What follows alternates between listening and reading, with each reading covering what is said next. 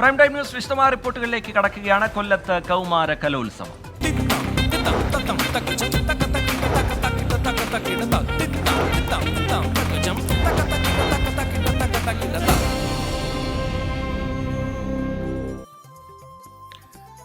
അറുപത്തിരണ്ടാമത് സംസ്ഥാന സ്കൂൾ കലോത്സവത്തിന് പ്രൗഢോജ്വല തുടക്കം. ആദ്യ ദിനത്തിൽ ജില്ലകൾ തമ്മിൽ ഇഞ്ചോടിഞ്ച് പോരാട്ടം തുടരുകയാണ്. 19 ഇനങ്ങൾ പൂർത്തിയാകുമ്പോൾ 78 പോയിന്റോടെ ആതിഥേയരായ കൊല്ലം ജില്ലയാണ് ഒന്നാം സ്ഥാനത്തുള്ളത്. പാലക്കാടും കോഴിക്കോടും കണ്ണൂരും തൃശൂരും പോരാട്ടത്തിൽ ഒപ്പത്തിനൊപ്പമാണ്. ദേശിംഗനാട്ടിൽ കലാപൂരം ആദ്യ ദിനം ആവേശകരം. മിനിറ്റുകൾ വെച്ച് മാറിമറിയുന്ന പോയിന്റ് നില മത്സരവീര്യം വ്യക്തമാക്കുന്നത്. ഇന്ന് നടക്കുന്ന 59 മത്സരങ്ങളിൽ പകുതിയിലധികവും പൂർത്തിയായി. ഫലം പുറത്തു വന്നത് 19 ഇനങ്ങളുടേത്. 78 പോയിന്റോടെ കൊല്ലത്തിന്റെ ഞെട്ടിക്കുന്ന പ്രകടനം. രണ്ടാം സ്ഥാനത്തുള്ള കോഴിക്കോട് ഒറ്റ പോയിന്റിന് പിറകിൽ. 77 പോയിന്റുമായി നിലവിലെ ചാമ്പ്യന്മാരുടെ ഉഗ്രൻ പോരാട്ടം. 76 പോയിന്റോടെ കണ്ണൂരും തൃശൂരും പാലക്കാടും തമ്മിൽ കടുത്ത മത്സരം. ഗ്ലാമർ ഇനങ്ങളായ മോഹിനിയാട്ടവും നാടകവും കുച്ചിപ്പുടിയും ഭരതനാട്യവും അറബനമുട്ടും വിവിധ വേദികളിൽ അരങ്ങേറി. ഓരോ വേദിക്ക് മുന്നിലും മത്സരങ്ങൾ കാണാൻ നൂറുകണക്കിന് പേരുടെ സാന്നിധ്യം. കോൽക്കളിയും സംഘനൃത്തവും ഉൾപ്പെടെയുള്ള ആളെക്കൂട്ടുന്ന മത്സരങ്ങൾ രാത്രിയിൽ അരങ്ങേറും. ഹൈസ്കൂൾ, ഹയർ സെക്കൻഡറി വിഭാഗങ്ങളിലായി 239 മത്സര ഇനങ്ങളാണ് കലോത്സവത്തിലുള്ളത്. 14,000-ലധികം പ്രതിഭകൾ കലാമാമാങ്കത്തിന്റെ ഭാഗമാകും. 24 കൊല്ലം. കൊല്ലത്ത് നടക്കുന്ന 62ാമത് സംസ്ഥാന സ്കൂൾ കലോത്സവത്തിന്റെ ആദ്യ ദിനത്തിലെ മത്സരങ്ങൾ പുരോഗമിച്ചുകൊണ്ടിരിക്കുകയാണ്. രാവിലെ തുടങ്ങിയ ഹൈസ്കൂൾ വിഭാഗം മോഹിനിയാട്ട മത്സരം അല്പസമയം മുമ്പാണ് അവസാനിച്ചത്. സംഘനൃത്തം, കോൽക്കളി, കുച്ചിപ്പുടി, കഥകളി മത്സരങ്ങളാണ് വിവിധ വേദികളിലായി പുരോഗമിച്ചുകൊണ്ടിരിക്കുന്നത്. ഗ്ലാമർ മത്സരങ്ങൾ അരങ്ങ് തകർത്ത ആദ്യ ദിനത്തിൽ ഇഞ്ചോടിഞ്ചാണ് പോയിന്റ് നില. അതിന്റെ വിവരങ്ങൾ നേരത്തെ പ്രേക്ഷകർ കണ്ടിരുന്നു. ഒപ്പനയും ചെണ്ടയും നാടകവും അടക്കമുള്ള പ്രധാനപ്പെട്ട ഇനങ്ങൾ നാളെ എത്താൻ പോവുകയാണ്. കൂടുതൽ വിവരങ്ങളുമായി അനുജ രാജേഷ് കലോത്സവ നഗരിയിൽ നിന്ന് ചേരുന്നുണ്ട്. അനുജ, ആദ്യ ദിനത്തിൽ തന്നെ വലിയ ആവേശം, വേദികളൊക്കെ ഉണർന്നു കഴിഞ്ഞിരിക്കുന്നു. എല്ലാ ഇടങ്ങളിലും വലിയ രീതിയിലുള്ള ജനപങ്കാളിത്തം ഈ പരിപാടികൾ കാണാനുണ്ട്. പൊതുവായി നോക്കുമ്പോൾ എന്താണ് പങ്കുവെക്കാൻ കഴിയുന്ന വിവരങ്ങൾ? ഇപ്പോൾ അരങ്ങിലുള്ള ജനപ്രിയ ഗ്ലാമർ പോരാട്ടങ്ങൾ ഏതൊക്കെ അനുജ? ശ്രീജിത്ത്, ഇതിപ്പോൾ ഈ പോയിന്റ് നില നോക്കുമ്പോൾ ഇഞ്ചോടിഞ്ച് പോരാട്ടം, ടൈറ്റ് ഫൈറ്റ് എന്നൊക്കെ നമ്മൾ പറയുന്നത് നമ്മൾ അക്ഷരാർത്ഥത്തിൽ അങ്ങനെ തന്നെയാണ്. ഇത് ആദ്യ ദിവസം വൈകുന്നേരം ആകുന്നതേ ഉള്ളൂ. എങ്കിൽ പോലും ഒരു കൗതുകമുണ്ട്. കാരണം നിലവിൽ പോയിന്റ് നില 63 പോയിന്റാണ് ഏറ്റവും കൂടുതൽ പോയിന്റ് ലഭിക്കുന്ന ജില്ലകൾക്ക് നിലവിലുള്ളത്. അത് 2 ജില്ലകളുണ്ട്, കണ്ണൂരും കോഴിക്കോടും ഉണ്ട് എന്നുള്ളതാണ്. കോഴിക്കോട് നമുക്കറിയാം എപ്പോഴും കപ്പ് വാങ്ങാൻ ആധിപത്യം പുലർത്തുന്ന ജില്ലയാണ്. കഴിഞ്ഞ തവണയും കപ്പ് അവർക്ക് തന്നെയായിരുന്നു. അപ്പോൾ കോഴിക്കോട് ഇത്തവണയും കടുത്ത പോരാട്ടവുമായി തന്നെയാണ് നിൽക്കുന്നതെന്നതാണ്. കണ്ണൂർ ഒപ്പമുണ്ട് 63 പോയിന്റുമായി. ഇത് മാറി മറിഞ്ഞ് നിൽക്കുകയാണ്. കുറച്ച് സമയം മുൻപ് കണ്ണൂരിന് ആധിപത്യം ഉണ്ടായിരുന്നു, പക്ഷെ പിന്നീട് കോഴിക്കോട് കൂടി ഒപ്പത്തിനൊപ്പം എന്ന തരത്തിലേക്ക് വരികയാണ്. 63 പോയിന്റുമായി കോഴിക്കോട്, കണ്ണൂർ ജില്ലകൾ ഒന്നാം സ്ഥാനത്ത് നിൽക്കുമ്പോൾ ആതിഥേയ ജില്ല 2ാം സ്ഥാനത്ത് എത്തിയിരിക്കുന്നു. കൊല്ലം ജില്ല 61 പോയിന്റുമായി 2ാം സ്ഥാനത്തുണ്ട് എന്നുള്ളതാണ്. ഇനി ഇതിൽ ഗ്ലാമർ ഇനങ്ങൾ തന്നെയാണ് റീജിത്ത് നേരത്തെ സൂചിപ്പിച്ച പോലെ ആദ്യ ദിനം നടന്നത്. അതിൽ മോഹിനിയാട്ടം അല്പസമയം മുൻപ് ഞാൻ നിൽക്കുന്നതിന് തൊട്ട് പിറകിലുള്ള പ്രധാന വേദിയിൽ സമാപിച്ചതേ ഉള്ളൂ. ഇനി അവിടെ സംഘനൃത്തം നടക്കാനിരിക്കുന്നു. അപ്പോൾ മോഹിനിയാട്ടത്തിന്റെ ഫലം എന്നൊക്കെ പറയുന്നത് വളരെ നിർണായകമാണ്. അത് വരുമ്പോൾ ഈ ഫലം ഇങ്ങനെയൊന്നും ആകില്ല എന്ന് നമുക്ക് കരുതാം. നിലവിൽ 21 ഇനങ്ങൾ പൂർത്തിയായിട്ടുണ്ട്. ഇന്ന് നടക്കേണ്ടത് 59 മത്സരങ്ങളാണ് എന്ന് ഓർക്കണം. മത്സരങ്ങൾ വൈകുന്നുണ്ടോ എന്ന് ചോദിച്ചാൽ വൈകുന്നുണ്ട് എന്നുള്ളതാണ് അതിനുള്ള ഉത്തരവും. 1 മണിക്കൂറിലേറെയും 2 മണിക്കൂറും ഒക്കെ വൈകുന്ന മത്സരങ്ങളുണ്ട്. അതിൽ പദ്യപാരായണമൊക്കെ എടുത്തു പറയേണ്ടതാണ്. മാർഗം കളിയൊക്കെ മത്സരം വൈകിയിട്ടുണ്ട്. ഇപ്പോൾ ഇതാ സംഘനൃത്തം, മോഹിനിയാട്ടത്തിന് ശേഷം ഈ പ്രധാന വേദിയിൽ ONV സ്മൃതിയിൽ സംഘനൃത്തം നടക്കാനിരിക്കുന്നതേ ഉള്ളൂ. അതും വൈകിയിട്ടുണ്ട്. അങ്ങനെ പ്രധാനപ്പെട്ട ഇനങ്ങൾ വൈകുന്നു എന്നുള്ളത് ആദ്യ ദിനത്തിൽ ഒരു കാഴ്ചയാണ്. എന്നാലും അനിശ്ചിതമായി വൈകുന്നു എന്നും നമ്മൾ ഈ ഘട്ടത്തിൽ പറയുന്നത് എത്രത്തോളം ശരിയാകുമെന്നറിയില്ല. നമുക്ക് നോക്കാം, കാത്തിരുന്ന് കാണാം. ഏതായാലും പോയിന്റ് നില ഇങ്ങനെയാണ്. ഇപ്പോഴും പ്രധാനപ്പെട്ട വേദികളിലൊക്കെ ഗ്ലാമർ ഇനങ്ങൾ പുരോഗമിക്കുന്നുണ്ട്. കുച്ചിപ്പുടി അടക്കം മത്സരങ്ങൾ പുരോഗമിക്കുകയാണ്. നമ്മൾ അതിന്റെയൊക്കെ തത്സമയ വിവരങ്ങൾ പ്രേക്ഷകരിലേക്ക് എത്തിക്കുകയും ചെയ്യും. ശരി, അനുജ രാജേഷ് കലോത്സവ നഗരിയിൽ നിന്ന് വിവരങ്ങൾ പങ്കുവയ്ക്കുകയായിരുന്നു. വൈവിധ്യങ്ങൾ തകർത്താൽ കല തന്നെ ഇല്ലാതായി മാറുമെന്ന് മുഖ്യമന്ത്രി പിണറായി വിജയൻ പറഞ്ഞത് സംസ്ഥാന സ്കൂൾ കലോത്സവ ഉദ്ഘാടന വേദിയിലാണ്. വൈവിധ്യം തന്നെയാണ് കലയുടെ മുഖമുദ്ര എന്ന് അടിവരയിട്ട് പറയുകയാണ് ഇവിടെ കുട്ടിക്കലാകാരന്മാർ. വൈവിധ്യങ്ങൾ അപകടത്തിലാകുന്നതോടെ പിന്നോട്ടടിക്കപ്പെടുക കലാരൂപങ്ങൾ കൂടിയാണ് എന്ന് നാം തിരിച്ചറിയണം. അതുകൊണ്ട് തന്നെ വൈവിധ്യങ്ങളെ പരിരക്ഷിക്കാനും പ്രോത്സാഹിപ്പിക്കാനുമുള്ള വേദിയായി കൂടി നമ്മുടെ സ്കൂൾ കലോത്സവങ്ങൾ മാറേണ്ടതുണ്ട്. കലോത്സവ ഉദ്ഘാടന വേദിയിൽ മുഖ്യമന്ത്രി പിണറായി വിജയൻ പറഞ്ഞ പ്രത്യക്ഷത്തിൽ രാഷ്ട്രീയമെന്ന് ആർക്കും മനസ്സിലാകാവുന്ന വാചകങ്ങൾ. ഇനി നമുക്ക് വേദി 6 പോകണം. അവിടെയാണ് അറബനമുട്ട്.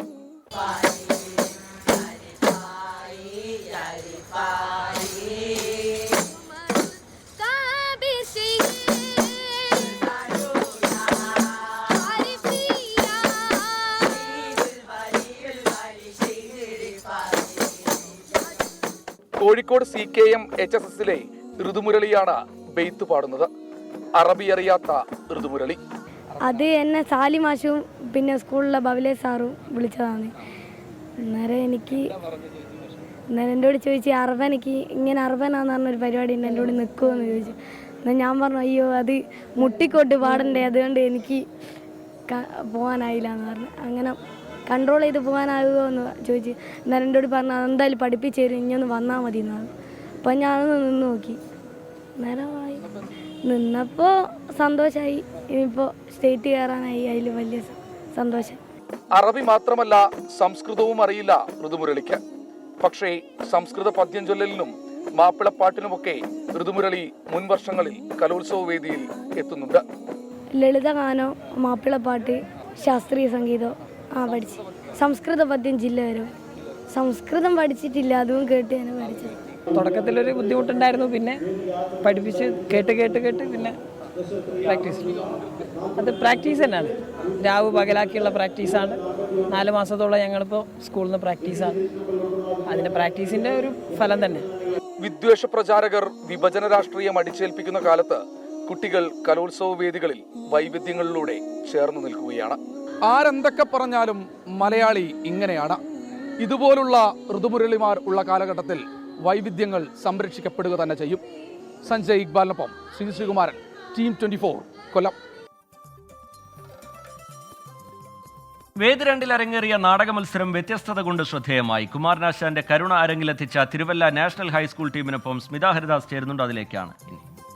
കലോത്സവ നഗരിയിൽ ഇങ്ങനെ നിൽക്കുമ്പോൾ ഇതിൻ്റെ ഏറ്റവും പ്രധാനപ്പെട്ട ആകർഷണം എന്ന് പറഞ്ഞാൽ നമ്മളിങ്ങനെ കഥാപാത്രങ്ങൾ വായിച്ചും കണ്ടും ഒക്കെ പരിചയപ്പെട്ട കഥാപാത്രങ്ങൾ ഇങ്ങനെ നടക്കുന്നുണ്ടാവും.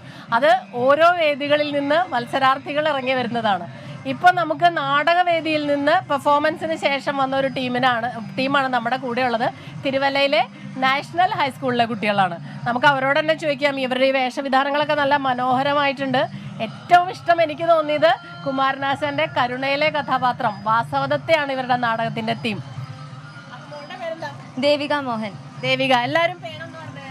അക്ഷയ കൃഷ്ണ, മാളവിക കെ. വാസവദത്തെയാണോ അല്ലേ? അതെ. മാധവ് മേനോൻ. ആദിത്യ കൃഷ്ണൻ. ഉപഗുപ്തൻ ആരാണ്? ആദിത്യ കൃഷ്ണൻ. നവീൻ കുമാർ. നിങ്ങൾക്ക് 3 പേർക്കും എന്താ വേഷം ഇല്ലാത്ത? ബാക്ക്ഗ്രൗണ്ട്. ആനന്ദനീഷ്. ശ്രീദേവി. ഇനി ബാക്കിലെ 2 പേരുണ്ട്. ആകർഷ്. ഭവാനി. അങ്ങനെ ഇത്രയും പേരുടെ ഒരു ടീമാണ്. വാസവദത്തയായിരുന്നു ഇവരുടെ നാടകത്തിന്റെ തീം. ഈ വാസവദത്ത എന്നുള്ള തീം അത് ആരുടെ ഐഡിയ ആണ്? ഞങ്ങൾക്ക് തന്ന നാടകം കരുണ, അത് വൃത്തിയായിട്ട് ചെയ്യും. കരുണയാണ് വാസവദത്തയുടെ വേഷം മോളിട്ടിരിക്കുന്നത്. അതെ. ഞങ്ങൾക്ക് കൊടുമൺ ഗോപാലകൃഷ്ണൻ സാർ എന്ന് പറഞ്ഞ ആളാണ് ഞങ്ങൾക്ക് ഈ നാടകം പഠിപ്പിച്ചു തന്നത്.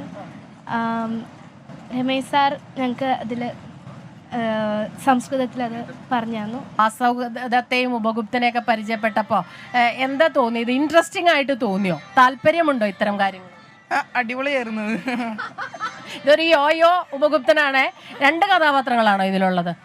മറ്റേ ഗണിതൊഴിലാളിയും ഉപഗുപ്തനാണ്. ഗണികനുണ്ട് അല്ലേ? ചെട്ടിയാരും അധികാരി. ചെട്ടിയാരും അധികാരിയാണ്. വാസവഗുപ്തയെ അറിയുന്നവർക്കറിയാം. സമയമായില്ല പോലും ക്ഷമ എൻ്റെ ഹൃദയത്തിൽ ഒഴിഞ്ഞു തോഴി. അങ്ങനെ ഇത് ഇഷ്ടമുള്ള കുട്ടികൾക്ക് ഭയങ്കര രസമാണ്. പക്ഷെ ഈ കുട്ടികൾ എന്തായാലും നല്ല മനോഹരമായിട്ട് ഈ വേഷവിധാനം ആരാ കൊറിയോഗ്രാഫ് ചെയ്തതാരാ?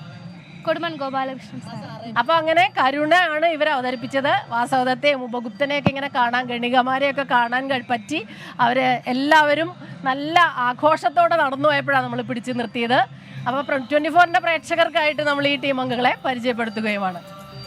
പ്രൈം ടൈം ന്യൂസിലേക്ക് വീണ്ടും മുഖ്യമന്ത്രിക്കെതിരായ പ്രധാനമന്ത്രിയുടെ രാഷ്ട്രീയ വിമർശനങ്ങൾക്ക് മറുപടിയുമായി CPIM. കള്ളക്കടത്തിന്റെ കേന്ദ്രം പ്രധാനമന്ത്രിയുടെ ഓഫീസെന്ന് MV ഗോവിന്ദൻ പറഞ്ഞു. കേരളത്തിൽ CPIM BJP കൂട്ടുകെട്ടെന്ന് പ്രതിപക്ഷ നേതാവ് VD സതീശൻ ആരോപിച്ചു. കേരളത്തിലല്ല മണിപ്പൂരിലാണ് പ്രധാനമന്ത്രി പോകേണ്ടിയിരുന്നതെന്ന് CPI സംസ്ഥാന സെക്രട്ടറി ബിനോയ് വിശ്വം പറഞ്ഞു. പ്രധാനമന്ത്രിയെ കളത്തിലിറക്കി കേരളത്തിൽ രാഷ്ട്രീയ പ്രചരണങ്ങൾക്ക് BJP തുടക്കമിട്ട് കഴിഞ്ഞു. മുഖ്യമന്ത്രിയെ ഉന്നമിട്ടുള്ള വിമർശനങ്ങളിൽ രാഷ്ട്രീയ ഏറ്റുമുട്ടലും തുടങ്ങി. സ്വർണ്ണക്കള്ളക്കടത്ത് പിടിക്കാൻ ഉത്തരവാദിത്തപ്പെട്ട കേന്ദ്ര ഏജൻസികൾ പരാജയപ്പെട്ടെന്നും കള്ളക്കടത്തിന്റെ കേന്ദ്രം പ്രധാനമന്ത്രിയുടെ ഓഫീസെന്നും MV ഗോവിന്ദൻ. കള്ളക്കടത്ത് പിടിക്കാനുള്ള ഉത്തരവാദിത്വം കേരളത്തിൽ ഏതെങ്കിലും ഗവൺമെന്റ് ഓഫീസിനില്ല. അത് പൂർണ്ണമായിട്ടും കേന്ദ്ര ഗവൺമെന്റിന്റെ ചുമതലയാണ്. എന്തേ ഇതേവരെ സ്വർണ്ണക്കടത്ത് നടന്നു എന്നെല്ലാവരും സമ്മതിച്ചിട്ടുണ്ട്. എന്നിട്ട് എന്തേ പിടിക്കാത്തത്? ആരായിരുന്നു തടസ്സം പിടിക്കുന്നതിന്? തൃശൂരിൽ BJPയെ വിജയിപ്പിക്കാൻ CPIM ശ്രമമെന്ന പ്രതിപക്ഷ നേതാവിന്റെ ആരോപണം. BJP സ്ഥാനാർത്ഥിയെ വിജയിപ്പിക്കാൻ വേണ്ടിയിട്ടുള്ള ഗൂഢാലോചനകൾ CPM സംഘപരിവാർ നടത്തുന്നു. ഈ പാർലമെന്റ് ഇലക്ഷനിൽ അതുണ്ടാവും. അതിനെ നേരിട്ടും ഞങ്ങൾക്ക് ഉജ്ജ്വലമായ വിജയം ഞങ്ങൾക്ക് നേടാൻ കഴിയുമെന്നുള്ള ആത്മവിശ്വാസം ഞങ്ങൾക്കുണ്ട്. BJP കേരളത്തിൽ പച്ചതൊടില്ലെന്നും ഇന്ത്യ മുന്നണി നേട്ടമുണ്ടാക്കുമെന്നും ET മുഹമ്മദ് ബഷീർ. തീർച്ചയായിട്ടും അദ്ദേഹത്തിന്റെ പാർട്ടിയെ കഴിഞ്ഞ കാലത്ത് എങ്ങനെയാണ് പച്ച തൊടാതെ ഇവിടെ വിട്ടിട്ടുള്ളത്, എങ്ങനെയാണ് അവരെ പൂജ്യമാക്കി വിട്ടിട്ടുള്ളത്, അതുപോലെ തന്നെ BJPയുടെ സങ്കല്പങ്ങളെ തകർത്തുകൊണ്ട് തീർച്ചയായിട്ടും ഇന്ത്യ അലയൻസ് വമ്പിച്ച തോതിലുള്ള പെർഫോമൻസ്, കളർഫുൾ പെർഫോമൻസ് ഈ തെരഞ്ഞെടുപ്പിൽ വരാൻ വേണ്ടി പോകുന്ന പാർലമെന്റ് തെരഞ്ഞെടുപ്പിൽ നടത്തും. മോദിയുടെ പരാമർശങ്ങളിൽ മന്ത്രിമാരടക്കം രൂക്ഷ വിമർശനമാണ് BJPക്കും പ്രധാനമന്ത്രിക്കുമെതിരെ ഉയർത്തുന്നത്. സർക്കാരിനെ പിന്തുണച്ച് CPI സംസ്ഥാന സെക്രട്ടറി ബിനോയ് വിശ്വവും രംഗത്ത് വന്നു. സ്വർണ്ണക്കള്ളക്കടത്തുകാർക്കെതിരെ എന്ത് നടപടി സ്വീകരിച്ചുവെന്ന് പ്രധാനമന്ത്രി വ്യക്തമാക്കണമെന്ന് KPCC അധ്യക്ഷൻ K സുധാകരനും പ്രതികരിച്ചു. 24 തിരുവനന്തപുരം. പ്രധാനമന്ത്രി പ്രസംഗിച്ച തൃശൂർ തേക്കിൻകാട് മൈതാനിയിൽ ചാണകവെള്ളം തെളിക്കാനെത്തിയ യൂത്ത് കോൺഗ്രസുകാരെ തടഞ്ഞ് BJP. പ്രവർത്തകർ ഏറ്റുമുട്ടി. സുരക്ഷയ്ക്കായി ക്ഷേത്രത്തിലെ ആൽമരത്തിന്റെ ശിഖരം വെട്ടിമാറ്റിയതിനെതിരെയായിരുന്നു യൂത്ത് കോൺഗ്രസിന്റെ പ്രതിഷേധം. BJP പ്രവർത്തകർ മർദ്ദിക്കുന്നത് പോലീസ് നോക്കി നിന്നെന്ന് യൂത്ത് കോൺഗ്രസ് ആരോപിച്ചു. തൃശൂർ വടക്കനാഥ ക്ഷേത്രത്തിലെ ആൽമരത്തിന്റെ കൊമ്പുകൾ പ്രധാനമന്ത്രിയുടെ സന്ദർശനത്തിന്റെ ഭാഗമായി മുറിച്ചുമാറ്റിയതിനെതിരെയായിരുന്നു KSU യൂത്ത് കോൺഗ്രസ് പ്രവർത്തകരുടെ പ്രതിഷേധം. വേദിയിരുന്ന സ്ഥലത്ത് ചാണകവെള്ളം തളിച്ച് പ്രതിഷേധിക്കാനുള്ള നീക്കം യുവമോർച്ച BJP പ്രവർത്തകർ തടഞ്ഞു. BJP ജില്ലാ പ്രസിഡന്റ് KK അനീഷ് കുമാറിന്റെ നേതൃത്വത്തിൽ സംഘടിച്ചെത്തി യൂത്ത് കോൺഗ്രസ് KSU പ്രവർത്തകരെ ക്രൂരമായി ആക്രമിച്ചു.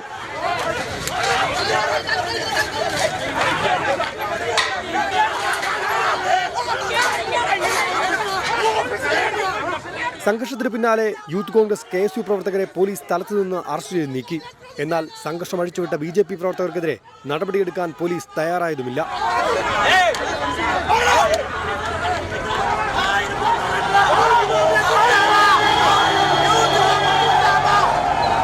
ജനാധിപത്യ സമരങ്ങളെ ഫാസിസ്റ്റ് രീതിയിൽ BJP നേരിടുന്നുവെന്ന് KSU ആരോപിച്ചു. എന്നാൽ ആഭാസകരമായ സമരവുമായി വന്നാൽ ഇനിയും ആക്രമിക്കുമെന്നായിരുന്നു BJP ജില്ലാ പ്രസിഡന്റ് KK അനീഷിന്റെ വെല്ലുവിളി. ഞങ്ങളുടെ സ്ഥലത്ത് അതിക്രമിച്ചു വന്ന് ചാണകവെള്ളം തളിക്കാൻ KSUക്കാരൻ മുതിർന്നാൽ, അതിന് പോലീസ് ഒത്താശ ചെയ്താൽ ഞങ്ങൾക്ക് എന്തൊക്കെ മാർഗം സ്വീകരിക്കാൻ സാധിക്കും? മരിക്കാൻ വരെ ഞങ്ങൾ തയ്യാറാണ്. അപ്പൊ നിങ്ങൾ പറയുന്ന ഒന്നും ഞങ്ങൾക്ക് ഈ വിഷയത്തിൽ ബാധകമല്ല, ഞങ്ങൾ തടയും. പ്രധാനമന്ത്രിയുടെ പരിപാടി നടന്ന വേദിയിൽ ചാണകവെള്ളം തളിക്കാൻ നടത്തിയ നീക്കം വരേണ്യ മനോഭാവത്തിന്റെ ഭാഗമെന്ന് K സുരേന്ദ്രൻ കുറ്റപ്പെടുത്തി. ഹൃദയസ്പർശിയായ ഒരു ചടങ്ങ്, ആ ചടങ്ങിൽ പങ്കെടുത്ത് തിരിച്ചുപോയ ഉടനെ വേദിയിൽ വെള്ളം തളിക്കുക എന്ന് പറഞ്ഞാൽ ആ മനസ്സിന് എന്താണ് പറയേണ്ടത്? കാരണം മറ്റൊന്നുമല്ല, രാഹുൽ ഗാന്ധിയും കോൺഗ്രസ് നേതാക്കന്മാരും അവരുടെ ഉള്ളിലുള്ള വരേണ്യ മനോഭാവമാണ്. പ്രധാനമന്ത്രിയുടെ പരിപാടിയിൽ മാധ്യമപ്രവർത്തകരെ ഒഴിവാക്കാൻ പോലീസ് ഗൂഢാലോചന നടത്തിയതായും BJP സംസ്ഥാന അധ്യക്ഷൻ ആരോപിച്ചു. 24 തൃശൂർ. ജസ്ന തിരോധാന കേസിൽ CBI റിപ്പോർട്ടിലെ കൂടുതൽ വിവരങ്ങൾ പുറത്ത്. തിരോധാനത്തിന് മതതീവ്രവാദവുമായി ബന്ധമില്ല എന്നാണ് CBIയുടെ കണ്ടെത്തൽ. ജസ്ന മരിച്ചുവെന്ന് കണ്ടെത്താൻ കഴിഞ്ഞിട്ടില്ലെന്നും റിപ്പോർട്ടിൽ പറയുന്നു. തിരോധാനത്തിന് മതതീവ്രവാദ സംഘടനകളുമായി ബന്ധമുണ്ടോ എന്ന സംശയം ആദ്യം മുതൽ നിലനിന്നിരുന്നു. ഇതിനാണ് CBI റിപ്പോർട്ടോടെ വ്യക്തത കൈവരുന്നത്. നേരത്തെ ജസ്നയുടെ അച്ഛനെയും ആൺ സുഹൃത്തിനെയും നുണപരിശോധനയ്ക്ക് വിധേയമാക്കിയിരുന്നു. ഇതിലൊന്നും തെളിവ് കിട്ടിയില്ല. ജസ്ന സമൂഹമാധ്യമങ്ങൾ ഉപയോഗിച്ചിരുന്നില്ല. ജസ്നയുമായി ബന്ധപ്പെട്ട് സമീപ സംസ്ഥാനങ്ങളിലും ആത്മഹത്യാ പോയിന്റുകളിലും പരിശോധന നടത്തി. അന്വേഷണത്തിന് ഇന്റർപോളിന്റെ സഹായം തേടിയിരുന്നു. എന്നാൽ എവിടെയും ഒരു തെളിവും കിട്ടിയില്ല. കൂടുതൽ എന്തെങ്കിലും കിട്ടിയാൽ അന്വേഷണം തുടരുമെന്നും കോടതിയിൽ നൽകിയ റിപ്പോർട്ടിൽ CBI പറയുന്നു. അതേസമയം ജസ്ന തിരോധാന കേസിൽ CBI നൽകിയ റിപ്പോർട്ടിൽ ആക്ഷേപമുണ്ടെങ്കിൽ അറിയിക്കാൻ കോടതി നോട്ടീസ് നൽകി. ജസ്നയുടെ പിതാവിനാണ് തിരുവനന്തപുരം CJM കോടതി നോട്ടീസ് അയച്ചത്. ജസ്ന കേസിൽ അന്വേഷണം താൽക്കാലികമായി അവസാനിപ്പിച്ചാണ് CBI റിപ്പോർട്ട് നൽകിയിട്ടുള്ളത്. ഈ റിപ്പോർട്ട് കോടതി സ്വീകരിക്കുന്നതിന് മുൻപാണ് പരാതിക്കാരനായ അച്ഛനോട് തർക്കമുണ്ടെങ്കിൽ അറിയിക്കാൻ വ്യക്തമാക്കിയത്. കേസ് ഈ മാസം 19-ന് വീണ്ടും പരിഗണിക്കും. 24 കൊച്ചി. അഭിപ്രായ വ്യത്യാസങ്ങൾ മാറ്റിവെച്ച് തെരഞ്ഞെടുപ്പിനെ ഒറ്റക്കെട്ടായി നേരിടണമെന്ന നിർദ്ദേശവുമായി കോൺഗ്രസ് അധ്യക്ഷൻ മല്ലികാർജ്ജുൻ ഖർഗെ. പാർട്ടിക്ക് കരുത്ത് കുറഞ്ഞ മണ്ഡലങ്ങളെയും പിന്തുണയ്ക്കുന്നവരെയും തിരിച്ചറിയണമെന്നും നിർദ്ദേശം. രാഹുൽ ഗാന്ധി നയിക്കുന്ന ഭാരത് ന്യായ് യാത്രയുടെ പേര് ഭാരത് ജോഡോ ന്യായ് യാത്ര എന്നാക്കി മാറ്റി. പാർട്ടിയുടെ ആഭ്യന്തര കാര്യങ്ങൾ മാധ്യമങ്ങൾക്ക് മുന്നിൽ അവതരിപ്പിക്കരുതെന്നാണ് ലോക്സഭാ തെരഞ്ഞെടുപ്പിന് മാസങ്ങൾ മാത്രം ശേഷിക്കെ ഭാരവാഹി യോഗത്തിൽ കോൺഗ്രസ് അധ്യക്ഷന്റെ നിർദ്ദേശം. അഭിപ്രായ വ്യത്യാസങ്ങൾ മാറ്റിവെച്ച് തെരഞ്ഞെടുപ്പിനെ നേരിടണം. വിജയം ഉറപ്പാക്കാൻ കഠിനമായ ശ്രമം ആവശ്യമാണെന്നും ഖർഗെ ഓർമ്മിപ്പിച്ചു. പഞ്ചാബിൽ സഖ്യമില്ലാതെ ഒറ്റയ്ക്ക് മത്സരിക്കാനാണ് തീരുമാനം. ഭാരത് ജോഡോ യാത്രയ്ക്ക് തുടർച്ചയായി നടത്തുന്ന യാത്രയായതിനാൽ ഭാരത് ന്യായ് യാത്രയുടെ പേര് ഭാരത് ജോഡോ ന്യായ് യാത്ര എന്നാക്കി കോൺഗ്രസ് മാറ്റി. യാത്രയുടെ പാതയിൽ അരുണാചൽ പ്രദേശ് കൂടി ഉൾപ്പെടുത്തി.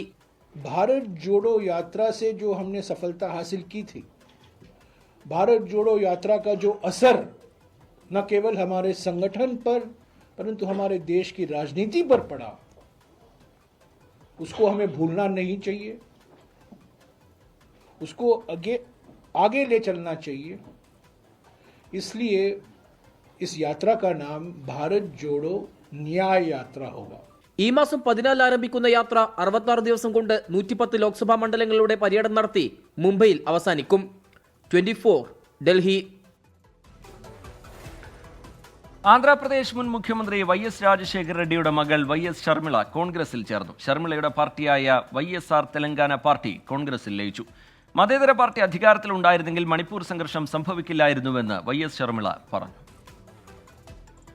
AICC ആസ്ഥാനത്ത് നടന്ന ചടങ്ങിൽ കോൺഗ്രസ് അധ്യക്ഷൻ മല്ലികാർജ്ജുൻ ഖർഗെ, രാഹുൽ ഗാന്ധി എന്നിവർ YS ഷർമിളയെ സ്വീകരിച്ചു.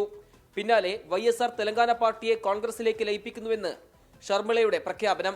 സംസ്ഥാനത്ത് കോൺഗ്രസിന്റെ പുനരുജ്ജീവനത്തിന് ഷർമിളയുടെ വരവ് വഴിയൊരുക്കുമെന്നാണ് ഹൈക്കമാൻഡ് പ്രതീക്ഷ. തെലങ്കാനയിൽ BRSന്റെ ആധിപത്യം അവസാനിപ്പിച്ചതിനു സമാനമായ രാഷ്ട്രീയ നീക്കമാണ് ആന്ധ്രയിൽ കോൺഗ്രസ് ലക്ഷ്യം വെക്കുന്നത്. വരാനിരിക്കുന്ന ലോക്സഭാ നിയമസഭാ തെരഞ്ഞെടുപ്പുകളിൽ ഷർമിളയ്ക്ക് സുപ്രധാന ചുമതലകൾ നൽകാനാണ് നീക്കം.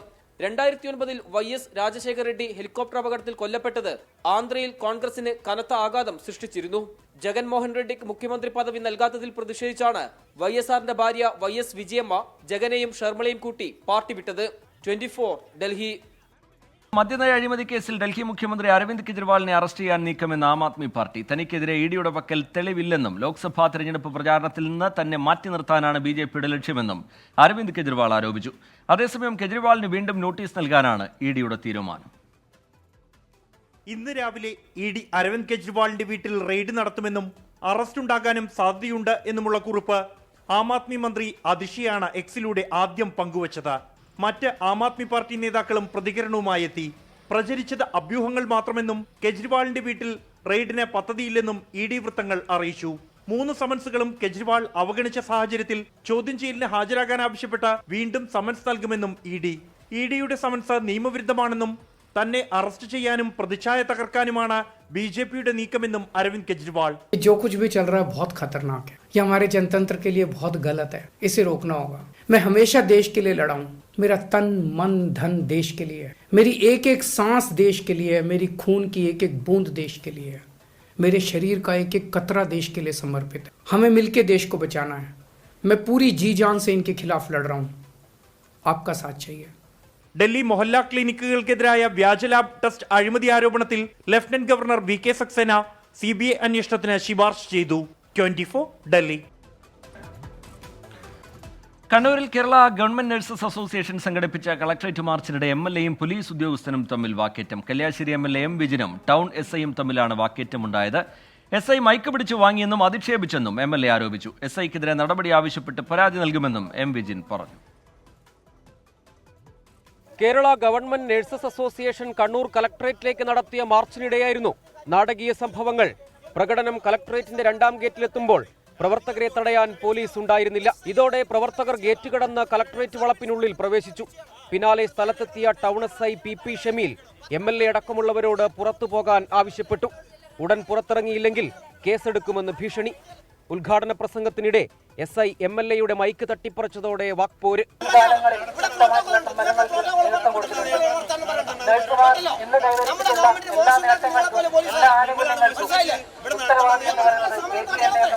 ഇതിനിടെ വനിതാ ഉദ്യോഗസ്ഥ കേസെടുക്കാനായി MLAയോട് പേര് ചോദിച്ചതും രംഗം വഷളാക്കി.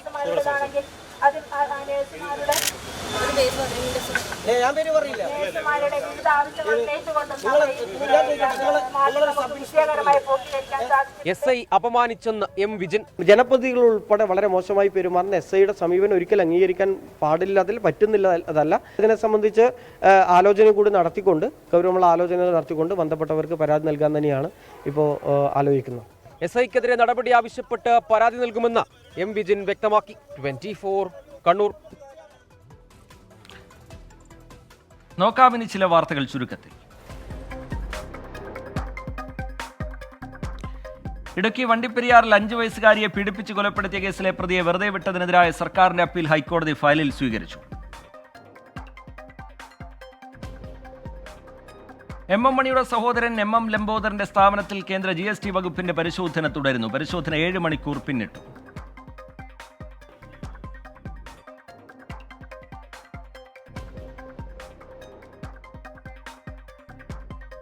തിരുവനന്തപുരം വെള്ളനാട് ഉറിയക്കോട് 1 വയസ്സുള്ള കുഞ്ഞിനെ കിണറ്റിലെറിഞ്ഞ് കൊലപ്പെടുത്തി. മാനസിക വെല്ലുവിളി നേരിടുന്ന മാതൃസഹോദരിയാണ് കൃത്യത്തിന് പിന്നിൽ.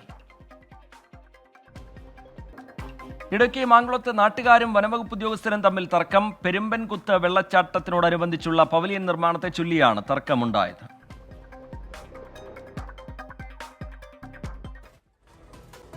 Prime time news പൂർത്തിയാവുകയാണ്.